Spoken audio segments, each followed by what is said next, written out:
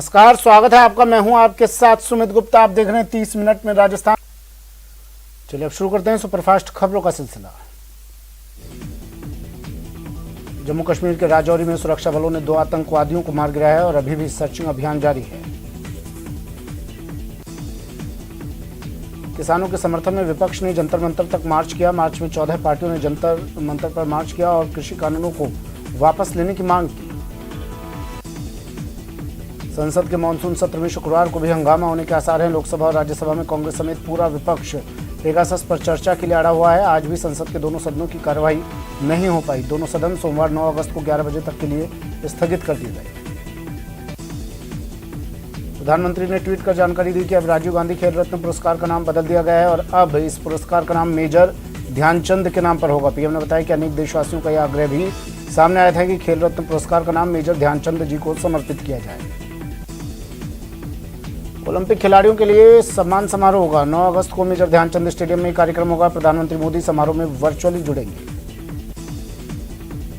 भारतीय मिशनों के प्रमुख और ट्रेड कॉमर्स के दिग्गजों से पीएम मोदी बात करेंगे। भारत के व्यापार के निर्यात को बढ़ाना इसका मकसद। मेक इन इंडिया और लोकल गोज ग्लोबल पर जोर होगा। मुख्यमंत्री अशोक गहलोत की आज नीति आयोग के साथ शाम 5 बजे वीसी के जरिए बैठक होगी। मुख्यमंत्री गहलोत नीति आयोग के सामने 21 बिंदुओं पर चर्चा करेंगे। आज स्वास्थ्य मंत्री मनसुख मंडाविया से सीरम इंस्टीट्यूट के चीफ पूनावाला मिलेंगे। वैक्सीन प्रोडक्शन बढ़ाने पर चर्चा की संभावना। पश्चिम बंगाल में वैक्सीन की भारी किल्लत है। आज कोलकाता के सारे टीकाकरण केंद्रों पर ताला लगा है और लोगों को निराश लौटना पड़ रहा है।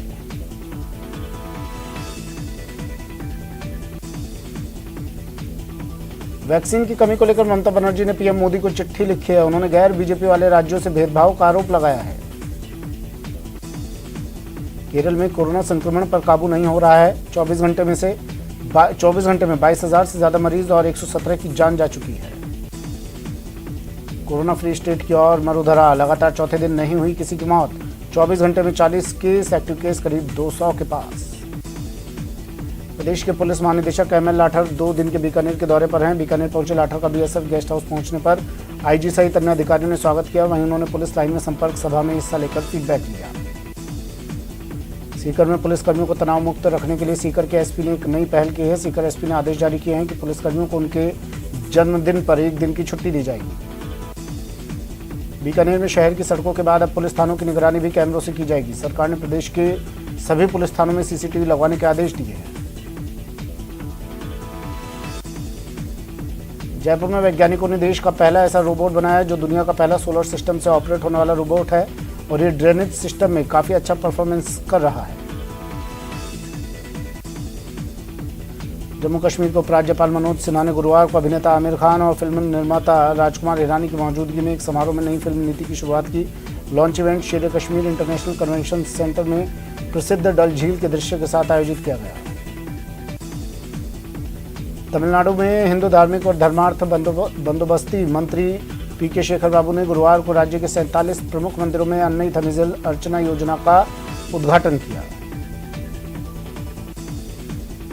Asian American and Pacific islander के एक प्रतिनिधिमंडल ने गुरुवार को अमेरिकी राष्ट्रपति जो बाइडेन और उपराष्ट्रपति कमला हैरिस से मुलाकात की और घृणा अपराधों और आव्रजन सहित कई मुद्दों पर चर्चा की। उत्तर प्रदेश की इलाहाबाद हाईकोर्ट ने एक फैसला सुनाया। अदालत ने एक मामले की सुनवाई करते हुए कहा कि 15 साल से अधिक उम्र की पत्नी से यौन संबंध बनाना दुष्कर्म नहीं माना जाएगा। टोक्यो ओलंपिक में star wrestler Bajrang Punia semifinal में पहुंच गए हैं। पुनिया ने क्वार्टर फाइनल में ईरान के पहलवान को हराया। ओलंपिक में महिला हॉकी में कांस्य से चूका भारत। ब्रिटेन की महिला हॉकी टीम ने भारत की महिला हॉकी टीम को 4-3 से हराया। पीएम मोदी ने महिला हॉकी टीम के परफॉर्मेंस को लेकर ट्वीट कर उन्हें बधाई दी। उन्होंने कहा कि हम अपनी महिला हॉकी टीम के शानदार प्रदर्शन को हमेशा याद रखेंगे। उन्होंने अपना सर्वश्रेष्ठ दिया। टोक्यो ओलंपिक में भारतीय पहलवान रवि दहिया ने 57 किलो फ्री स्टाइल वर्ग में सिल्वर मेडल अपने नाम किया। फाइनल मुकाबले में रूस के पहलवान जावोर युगुवेव ने उन्हें मात दी। टोक्यो ओलंपिक में भारतीय पुरुष हॉकी टीम के कांस्य पदक जीतने पर एक सैंड आर्टिस्ट सुबाल मोहराना ने सुंदर चित्रकारी कर हॉकी टीम को बधाई दी। पीएम मोदी ने महिलाओं के खिलाड़ियों से फोन पर बात की और उन्हें ढांढस बंधाया और खिलाड़ियों की प्रशंसा कर उन्हें बधाई दी। बीकानेर के नोखा में चोरों का आतंक देखने को मिला। चोरों ने घर में घुसकर चोरी की वारदात को अंजाम दिया। मकान से 35,000 नकदी, 200 ग्राम चांदी और 10 ग्राम सोने के जेवरात लेकर फरार हो गए। उधर सूचना के बाद पुलिस मौके पर पहुंची और घटनास्थल का मुआयना किया। झुंझुनू में चोरों के हौसले बुलंद हैं। चोरी का सिलसिला नहीं थम रहा। बीती रात शहर के वार्ड 50 में चोरों ने 3 घरों में चोरी की वारदात को अंजाम दिया। टोंक जिले की निवाई पुलिस ने अंतर्राज्यीय चोर गिरोह के 4 सदस्यों को गिरफ्तार किया। पुलिस ने वाहनों को चोरी करने और दूसरे राज्य में बेचने वाले गिरोह का खुलासा किया। डूंगरपुर के सदर थाना क्षेत्र के बाडोद गांव में एक शिक्षक की जहरीला पदार्थ खाने से मौके पर ही मौत हो गई। कोटपुतली के सरुंड थाना इलाके में स्कूल से निकाले गए छात्र ने शिक्षक पर फायरिंग की थी। इसी मामले में पुलिस ने घेराबंदी कर 2 नाबालिग छात्रों को हरियाणा के धनवास से निरुद्ध कर लिया है। राजसमंद जिले की कैलवाड़ा थाना पुलिस ने बड़ी कार्रवाई करते हुए एक निजी रिसोर्ट से 39 जुआरियों को गिरफ्तार किया। वहीं उनके कब्जे से करीब 34 लाख के टोकन और 80,000 नकद भी बरामद किए। बूढ़ा गौड़ जी के पोषणा के टोल बूथ पर टोल नहीं देने की बात को लेकर झगड़ा हो गया। कार में सवार युवकों ने टोल बूथ पर जमकर उत्पात मचाया, तोड़फोड़ कर डाली। इस संबंध में गूढ़ा थाने में मामला दर्ज करवाया गया है। चूरू के सालासर थाना पुलिस ने नेशनल हाईवे 58 पर अवैध शराब के खिलाफ बड़ी कार्रवाई की। पुलिस ने एक टैंकर सहित करीब 1 करोड़ रुपए की अवैध शराब जब्त की। भरतपुर में अपराधियों की धरपकड़ अभियान में बड़ी सफलता मिली है। भरतपुर पुलिस ने अभियान के तहत अभी तक 408 आरोपियों को सलाखों के पीछे भेजा है, जिनमें से ज्यादातर अपराधी हत्या, लूट, दुष्कर्म और ठगी के आरोपी हैं। कोटा में एसीबी की टीम ने बड़ी कार्रवाई करते हुए बूंदी जिले के नैनवा नगरपालिका इलाके में भूमि जमीन संबंधी बहुचर्चित भ्रष्टाचार के मामले में 3 आरोपियों को गिरफ्तार किया है। कोटपुतली क्षेत्र में बीते 24 घंटे में 2 बार फायरिंग की घटना हुई है। जानकारी के अनुसार बीती रात पुतली पावर हाउस के सामने शर्मा भोजनालय पर कुछ बदमाश आए और तोड़फोड़ शुरू कर दी और फायरिंग कर दी। दौसा के कालोता गांव में बीती रात हुई फायरिंग में रमेश नामक व्यक्ति के पेट में गोली लग गई। घायल रमेश को गंभीर हालत में जयपुर रेफर किया गया, जहां उनका इलाज जारी है। पोखरण के फलसुंड थाना क्षेत्र में एक बोलेरो कैंपर गाड़ी पलटने से एक युवक की मौत हो गई, जबकि 2 लोग घायल हो गए। उदयपुर में एक बार फिर चाइनीज मांझे से एक बड़ा हादसा होते होते टल गया। सड़क के बीच में लटक रहे एक चाइनीज मांझे से बीती रात युवक की गर्दन कट गई। कोटा में धान मंडी के पास देर रात हुए सड़क हादसे में 2 युवकों की दर्दनाक मौत हो गई। तेज रफ्तार से चल रही मेटाडोर कार ने एक बाइक को टक्कर मारी। हादसे में बाइक सवार युवकों की मौके पर ही मौत हो गई। कोटा बैराज की समानांतर पुलिया से कोचिंग छात्र के कूदने की सूचना पर पुलिस और नगर निगम का रेस्क्यू दल मौके पर पहुंचा और छात्र की सर्चिंग जारी है। गुजरात के राजकोट में कार में भीषण आग लग गई। हादसे में कार चालक बाल बाल बच गया, वहीं कार पूरी तरह जलकर राख हो गई। राजसमंद की आमेट पुलिस ने गैंगरेप के मामले में 4 महीने से फरार आरोपी को गिरफ्तार कर लिया है। एक और आरोपी की तलाश जारी है। कोटा में तेज रफ्तार मेटाडोर ने बाइक को टक्कर मार दी, जिससे बाइक सवार 2 युवकों की दर्दनाक मौत हो गई। दोनों मृतकों के शव को एमबीएस अस्पताल की मोर्चरी में रखवाया गया है। अलवर जिले में जून महीने की बकाया वेतन नहीं दिए जाने समेत विभिन्न मांगों को लेकर रोडवेज कर्मचारियों ने आज केंद्रीय बस स्टैंड अलवर पर अर्धनग्न अवस्था में नारेबाजी कर प्रदर्शन किया। 6 सूत्री मांगों को लेकर एक बार फिर रोडवेज के कर्मचारी आंदोलन की राह पर हैं। दौसा में आज रोडवेज कर्मचारियों ने अर्धनग्न प्रदर्शन किया और सरकार के खिलाफ नारेबाजी की। फीस और वित्तीय अनियमितता का आरोप लगाते हुए एनएसयूआई ने जयपुर के राजस्थान यूनिवर्सिटी में प्रदर्शन किया। उन्होंने ट्यूशन फीस के अलावा जोड़ी गई फीस को हटाने की मांग की। अजमेर के केंद्रीय रोडवेज बस स्टैंड पर आज राजस्थान रोडवेज के श्रमिक संगठनों ने अपनी लंबित मांगों को लेकर अर्धनग्न होकर प्रदर्शन किया। अलवर शहर में आज वाल्मीकि समाज की ओर से आज दिल्ली में 9 साल की बच्ची के साथ हुई दरिंदगी के विरोध में राष्ट्रपति के नाम जिला कलेक्टर को ज्ञापन सौंपा गया। भरतपुर के डीग उपखंड के गांव पसोपा में कनकाचल और आदि बद्री पर्वत को बचाने के लिए साधु संतों और ग्रामीणों का धरना 202 दिनों से जारी है। समाजवादी पार्टी के मुखिया अखिलेश यादव की अपील पर गुरुवार को अलीगढ़ जनपद के शहर और देहात क्षेत्रों में सपा नेताओं ने साइकिल यात्रा निकाली। साथ ही बीजेपी की नीतियों की खूब आलोचना की। भरतपुर के जनाना अस्पताल में इलाज के दौरान एक गर्भवती महिला की मौत हो गई, जिसके बाद परिजनों ने जमकर हंगामा किया। पानी के लिए परेशान महिलाओं ने अलवर कलेक्टर के आवास का घेराव किया। बाद में प्रदर्शनकारी महिलाएं पार्षद अजय पुनिया के नेतृत्व में धरने पर बैठ गई। कलेक्टर आवास के घेराव की खबर के बाद प्रशासन में हड़कंप मच गया। कोटा में 74 केंद्रों पर टीकाकरण का आयोजन किया गया, जिसमें कोविशील्ड की 22,000 डोज दी गई, जिसमें 18 वर्ष से अधिक आयु वाले सभी श्रेणियों को 62 साइट पर कोविशील्ड और 12 साइट पर कोवैक्सीन की पहली और दूसरी डोज मौके पर ही रजिस्ट्रेशन कर लगाई जाएगी। झुंझुनू के राजकीय बीडी के अस्पताल में अब मेडिकल कॉलेज जैसी सुविधाएं मिलेंगी। अस्पताल में गहन शिशु चिकित्सा इकाई शुरू की जा रही है। ये सुविधा मेडिकल कॉलेज स्तर के अस्पतालों में ही होती है। भरतपुर के जनाना अस्पताल में विश्व स्तनपान सप्ताह दिवस मनाया गया। इस दौरान मदर मिल्क बैंक प्रभारी अर्चना शर्मा ने अस्पताल में गर्भवती महिलाओं को दलिया और बिस्कुट वितरण की।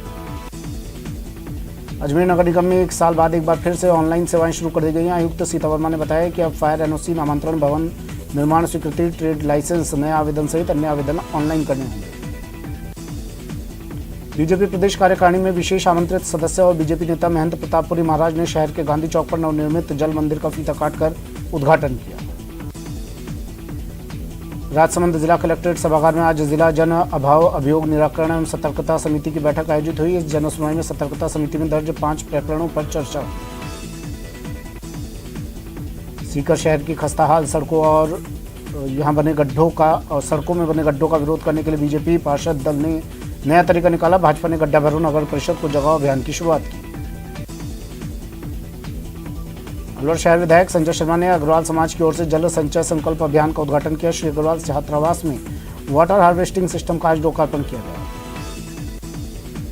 अलवर के राजगढ़ पुलिस थाना परिसर में शांति समिति और सीएलजी सदस्यों की एक बैठक आयोजित हुई, जो डीएसपी अंजलि अजीत जोरवाल और कोतवाल विनोद सामरिया की मौजूदगी में हुई। श्रीगंगानगर जिला अस्पताल में विधायक राजकुमार गौड़ ने अत्याधुनिक बेसिक लाइफ सपोर्ट एम्बुलेंस का लोकार्पण किया। 20 लाख रुपए की लागत की आधुनिक बीएलएस एम्बुलेंस से श्रीगंगानगर वासियों को बड़ी राहत मिल पाएगी। टोंक जिले में एक तरफ दो लोगों में दिनों दिन नशा प्रवृत्ति बढ़ती जा रही है, दूसरी ओर समाज में कुछ संत महात्मा ऐसे हैं जो नशाखोरी से मुक्ति दिलाने, इससे बचाने और लोगों को पर्यावरण बचाने का संदेश दे रहे हैं। कालीबाई भील मेधावी छात्रा स्कूटी वितरण योजना के तहत सीकर में अल्पसंख्यक समाज की छात्राओं को स्कूटी वितरित की गई। इस कार्यक्रम की शुरुआत मुख्यमंत्री अशोक गहलोत ने वर्चुअल तरीके से की। बांदा जिले के गांव करवरी खुर्द में हथियादह बांध से आए पानी के कारण पुलिया पूरी तरह से बह गई। ऐसे में हजारों लोगों को खाने के भी लाले पड़ गए। सवाईमाधोपुर जिले में लगातार मूसलाधार भारी बारिश के कारण हालात बिगड़ते जा रहे हैं। जिले में 1 दर्जन से अधिक बांधों का पानी कई गांवों में फैल चुका है। पश्चिम बंगाल के मिदनापुर में एक गांव में बाढ़ में फंसी गर्भवती महिला को एनडीआरएफ की टीम ने रेस्क्यू कर तुरंत अस्पताल पहुंचाया। लगातार बारिश के कारण झालावाड़ जिले की नदियां उफान पर हैं, जिससे कई इलाकों में बाढ़ के हालात हैं। लगातार बारिश से सवाईमाधोपुर में नदी नाले उफान पर हैं, जिसके कारण कई गांवों का मुख्य इलाकों से संपर्क कट गया है। सवाईमाधोपुर जिले में लगातार मूसलाधार भारी बारिश के कारण हालात बिगड़ते जा रहे हैं। जिले में 1 दर्जन से अधिक बांधों का पानी कई गांवों में फैल चुका है। बूंदी के नैनवा उपखंड क्षेत्र के लोगों का एक सपना साकार हो गया। दरअसल बामन गांव क्षेत्र के 13 गांवों के लोगों ने जन सहयोग से 45 लाख की राशि जमा की थी और उससे एक लंबा चौड़ा बांध बनाया था। टोंक में मूसलाधार बारिश से सभी तालाब और बांध ओवरफ्लो होने लगे। जिले की बनेठा उप तहसील के पास बनास नदी में निर्माणाधीन इसरदा डैम लबालब भरकर ओवरफ्लो हो रहा है।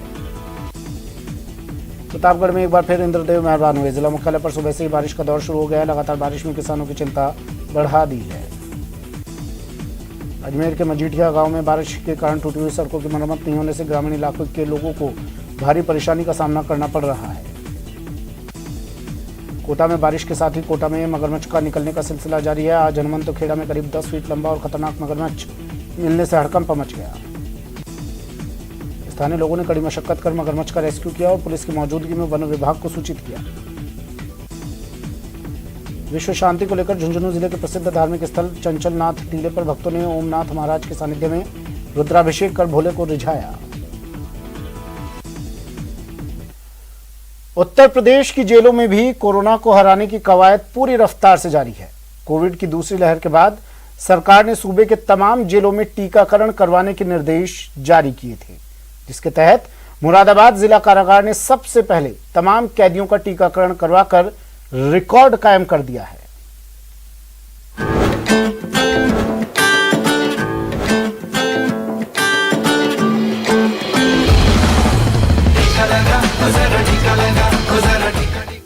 कोरोना काल में जेल की सख्त सलाखें भी कोरोना को जेल के अंदर पैर पसारने से रोक नहीं पाई थी। कोरोना की दूसरी लहर में मुरादाबाद जेल के कई कैदी भी संक्रमण के शिकार हुए थे। लिहाजा तीसरी लहर के खतरे को भांपते हुए इस बार मुरादाबाद जेल अधिकारियों ने कोई चूक नहीं की। सरकार से निर्देश मिलने के बाद जेल अधिकारियों ने मौके की नजाकत को भांपते हुए वक्त पर टीकाकरण का फैसला लिया और मुरादाबाद जिला कारागार में बंद करीब 3350 कैदियों का टीकाकरण करवा दिया। जिला कारागार मुरादाबाद उत्तर प्रदेश की पहली जेल है जिसमें 100% वैक्सीनेशन करा दिया गया। हम लोगों ने स्वास्थ्य विभाग से मिलकर एक अभियान चलाया, vaccinate prison and save prisoners. इस अभियान के तहत सभी बंदियों को पहली डोज लगा दी गई है। जेल प्रशासन से मिली जानकारी के मुताबिक अब तक मुरादाबाद जिला कारागार में बंद 3350 कैदियों को पहली डोज लगाई जा चुकी है, जबकि 650 बंदियों को वैक्सीन की दूसरी डोज लगाई जा चुकी है। जिला कारागार अधिकारी के मुताबिक जेल के अंदर कोरोना संक्रमण से बचाव के लिए उन्होंने बाकायदा एक सिस्टम बनाया हुआ है, जिसके तहत अस्थायी कारागार से आने वाले कैदियों की संख्या जैसे ही 50 तक पहुंचती है, स्वास्थ्य विभाग की टीम आकर कैदियों को टीका लगा जाती है। इतना ही नहीं, मुरादाबाद जेल प्रशासन जरूरत पड़ने पर और अस्थायी कारागार में बंद कैदियों की कोविड टेस्ट भी करवाती रहती है, ताकि किसी भी कीमत पर जेल के अंदर कोरोना किसी को छू भी नहीं पाए। पहली डोज हम लोगों ने लगभग 3350 बंदियों को दे दी है तथा दूसरी डोज 650 बंदियों को लग चुकी है। कोरोना वायरस की चेन तोड़ने के लिए सरकार तमाम जरूरी उपायों पर ध्यान दे रही है, फिर चाहे आम नागरिकों का टीकाकरण हो या फिर जेल में बंद कैदियों का। उम्मीद है वैक्सीनेशन की ये ढाल कोरोना की तीसरी लहर पर लगाम कसने में पूरी तरह से कारगर साबित होगी। Bureau report, news 18 network.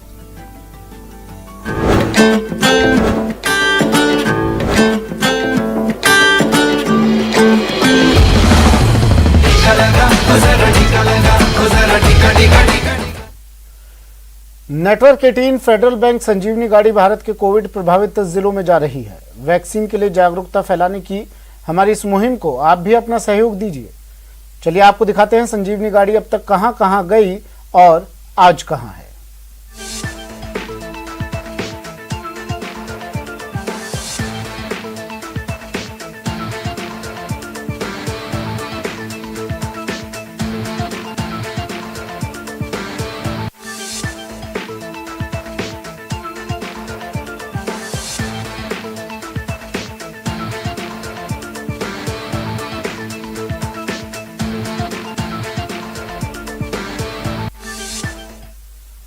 क्या सैनिटाइजर हानिकारक है? क्या टीके आपके डीएनए को संशोधित करते हैं? क्या टीकाकरण आपको कोविड-19 से संक्रमित कर सकता है? क्या ये कुछ सवाल आपके मन में हैं? खैर, अब एक जगह है जहां आपके सभी प्रश्नों के उत्तर दिए जा सकते हैं और ये सब आपके फोन पर। नेटवर्क 18 और फेडरल बैंक के राष्ट्रव्यापी वैक्सीन जागरूकता अभियान के तहत कोविड-19 के खिलाफ Sanjeevani shot of life Sanjeevani WhatsApp helpline शुरू की गई है। आपको बस 7977773753 नंबर पर व्हाट्सएप करना है और आपको तुरंत अपने उत्तर प्राप्त होंगे। जानकारी जिसे जांच और क्रॉस चेक किया गया है। तो आगे बढ़ें, कोविड-19 पर अपने प्रश्नों को व्हाट्सएप करें और अपनी जरूरत की सभी जानकारी प्राप्त करें।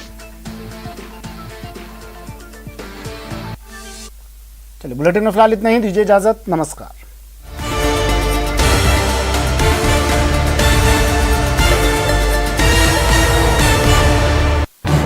इस न्यूज हेडलाइंस के प्रायोजक